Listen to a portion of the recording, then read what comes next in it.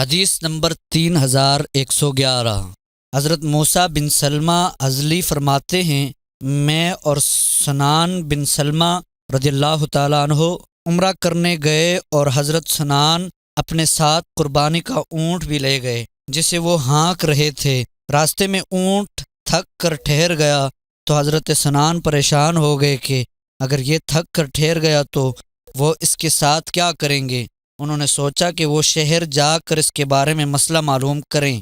فرماتے ہیں دوپہر کے وقت ہم پہنچے اور بطحا وادی میں اترے تو انہوں نے کہا، حضرت ابن عباس رضی اللہ تعالیٰ عنہ کے پاس چلو تاکہ ہم ان سے اس بارے میں پوچھیں۔ پھر ان کے پاس جا کر واقعہ بیان کیا۔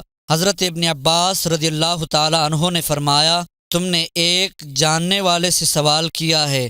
نبی مکرم صلی اللہ علیہ وآلہ وسلم نے ایک شخص کے ہمراہ 16 اونٹ روانہ کیے تھے اور اس کے بارے میں اسے حکم دیا۔ فرماتے ہیں وہ چلا گیا، پھر واپس آیا اور عرض کیا، یا رسول اللہ صلی اللہ علیہ وسلم، اگر ان میں سے کوئی اونٹ تھک جائے تو میں کیا کروں؟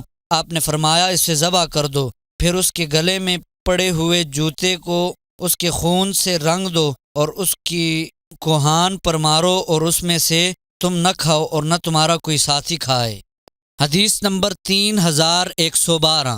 حضرت ابن عباس رضی اللہ تعالیٰ عنہ سے مروی ہے کہ رسول مکرم صلی اللہ علیہ وآلہ وسلم نے ایک شخص کے ہمراہ 18 اونٹ بھیجے، اس کے بعد گزشتہ حدیث کی طرح ہے۔ حدیث نمبر 3113۔